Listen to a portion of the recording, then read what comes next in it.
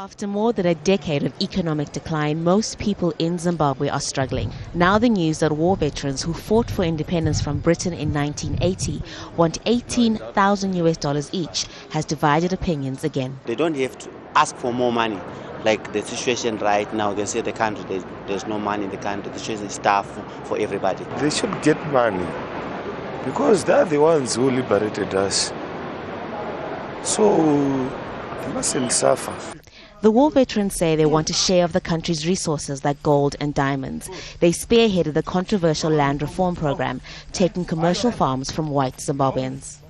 Shadrach Makombe is one of Zimbabwe's more than 50,000 war veterans.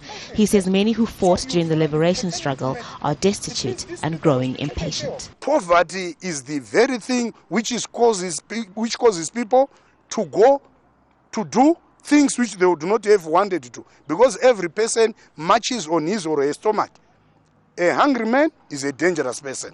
In 1997, war veterans were given 50,000 Zimbabwe dollars, at that time around $4,000 each. Economists say that devalued the Zimbabwe dollar and caused inflation. They warn Zimbabwe can't afford another massive payout. The liquidity crunch is still hitting the economy very hard, the economy growing at a very slow rate. All those factors, you will see that they will militate naturally against a decision by government to offer such gratuities that will mark an economic disaster in its own way, since it will be pronouncing itself in a way of obscene opulence, which Zimbabwe as a nation can't afford, knowing well that more than 80% of Zimbabweans are living on less than $2 per day. A presidential election is expected to take place in July. Human rights activists say war veterans use violence to force people in the rural areas to vote for President Robert Mugabe's ZANU-PF party.